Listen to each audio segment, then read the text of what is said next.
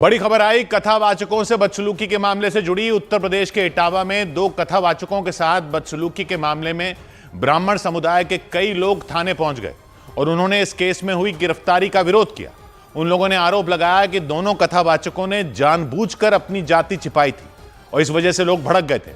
हालांकि कथावाचकों ने पुलिस के सामने यह दलील दी थी कि उनके बारे में वहां के लोगों को पहले से पता था और इसके बाद पुलिस दोनों पक्षों के दावों की जांच में जुट गई। इससे पहले इटावा के दादरपुर गांव में भागवत कथा के दौरान भारी हंगामा हो गया था। वहां पहुंचे कथावाचकों ने आरोप लगाया था कि उनकी जाति पूछकर वहां कुछ लोगों ने न सिर्फ उनके सिर के बाल मुंडवा दिए बल्कि सबसे माफी भी मंगवाई थी। लेकिन जिन लोगों पर बदसलूकी के आरोप लगे उन्होंने पुलिस को जानकारी दी कि कथावाचकों ने अपनी पहचान जानबूझकर छिपाई थी और वो ब्राह्मण नहीं बल्कि यादव समुदाय के थे, ये छिपाया था। इस मामले में पुलिस ने उस गांव के करीब 50 लोगों के खिलाफ केस दर्ज करते हुए 4 लोगों को पकड़कर जेल में बंद कर दिया था। और पुलिस की इस कार्रवाई के खिलाफ ब्राह्मण समुदाय के कई लोग भड़क गए। वो जिले के एसएसपी के दफ्तर पहुंचे और वहां जाकर उन्होंने खूब नारे लगाए। उन्होंने ब्राह्मण समुदाय के 4 लोगों की गिरफ्तारी का भारी विरोध किया। इस बीच ब्राह्मण महासभा नाम के संगठन से जुड़े कई लोग भी उनका समर्थन करने पहुंच गए। उन्होंने मुकुटमणि और संत कुमार नाम के उन दोनों कथावाचकों पर गंभीर आरोप लगाए। शुरुआत चढ़कानी से हुई, इसके बाद ये जाति वाली बातें खुली हैं और उन्होंने खुद स्वीकार किया इस डर से अब मैं यहाँ पिटूं ना। हालांकि कथावाचकों ने दावा किया कि उन्होंने अपनी पहचान छिपाई नहीं थी बल्कि सब कुछ जानते हुए भी उन लोगों ने भागवत कथा के लिए उन्हें अपने गांव में बुलाया था। जाति के यादव हैं और उन्होंने कहा हमें ब्राह्मण वक्ता चाहिए, तो मैंने कहा ये तो तुम पहले सोच लेते। बाद में ब्राह्मण समुदाय के लोगों ने पुलिस से पूरे मामले की शिकायत की और दोनों पक्षों की दलीलें सुनने के बाद कार्रवाई की मांग की। और इस बीच कथावाचक मुकुटमणि पर गांव के कुछ लोगों ने आरोप लगाया कि उन्होंने फर्जी आधार कार्ड बनवाकर सबको गुमराह किया। उन पर आरोप लगाने वालों के मुताबिक इस वजह से ही गांव के लोगों ने उन पर भरोसा कर लिया और भागवत कथा के लिए उन्हें बुलाया था। लेकिन बाद में जब उनकी सच्चाई सामने आई तब लोग भड़क गए और यह आरोप लगने के बाद कथावाचक मुकुटमणि के 2 आधार कार्ड भी सामने आए। दोनों आधार कार्ड पर फोटो उन्हीं की थी और नंबर भी एक ही निकला, लेकिन उस पर नाम अलग अलग थे।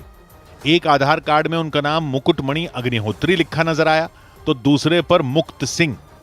इटावा के दादरपुर गांव में जहां यह पूरा बवाल हुआ वहां के लोगों के मुताबिक उन्होंने मुकुटमणि अग्निहोत्री नाम देखकर ही उन्हें भागवत कथा के लिए बुलाया था, लेकिन बाद में पता चला कि वो दूसरे समुदाय के हैं।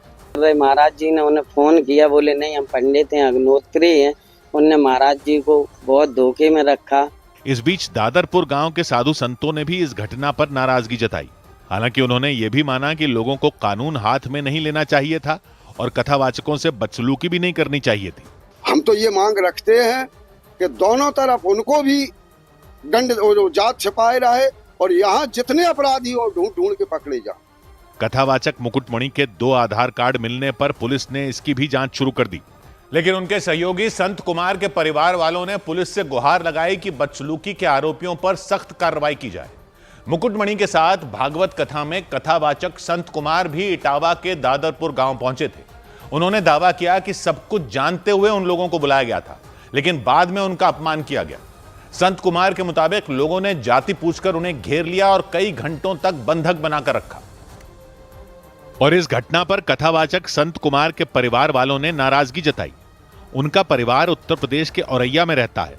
उन्होंने कथावाचकों का अपमान करने वाले लोगों पर सख्त कार्रवाई किए जाने की मांग की। मेरे पापा के साथ बहुत बुरा हुआ है, उनको न्याय मिलना चाहिए और उनको बहुत मारपीट की है। उनकी अपील पर पुलिस ने भरोसा दिया कि दोषियों को बख्शा नहीं जाएगा। वीडियो के माध्यम से पीड़ित की पहचान की गई।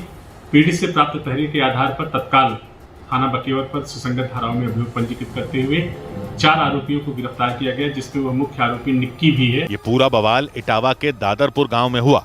वहां भागवत कथा का आयोजन किया गया था।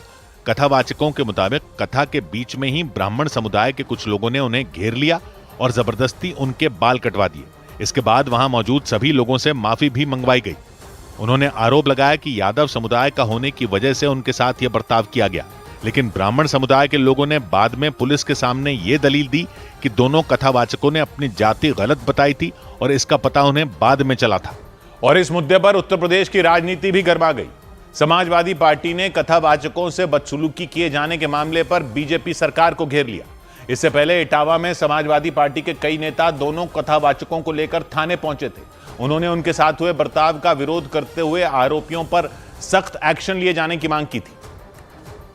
और उनके बाद समाजवादी पार्टी के अध्यक्ष अखिलेश यादव ने उन दोनों कथावाचकों को लखनऊ बुला लिया। लखनऊ में एक कार्यक्रम के दौरान अखिलेश यादव ने मुकुटमणि और संत कुमार नाम के उन दोनों कथावाचकों का सम्मान किया जिनके साथ इटावा में बदसलूकी किए जाने के आरोप लगे थे। उन्होंने बाद में सोशल मीडिया के जरिए इस मुद्दे पर राज्य की बीजेपी सरकार पर निशाना भी साधा। समाजवादी पार्टी के इस हमले का जवाब देने के लिए पूर्व उप मुख्यमंत्री और बीजेपी नेता दिनेश शर्मा आगे आए। उन्होंने समाजवादी पार्टी पर जाति की राजनीति करने का आरोप लगा दिया। अब इनको डर है कि ये हमारा जो वोट बैंक है न चला जाए। बीजेपी जाति की राजनीति नहीं करती, लेकिन ये ब्राह्मण और यादव को लड़ाने का षड्यंत्र करके इस प्रकार के वक्तव्य दिए गए। इसके साथ ही योगी आदित्यनाथ की सरकार ने भरोसा दिया कि इस मामले की जांच में जो भी दोषी पाए जाएंगे उनके खिलाफ कड़ा एक्शन लिया जाएगा।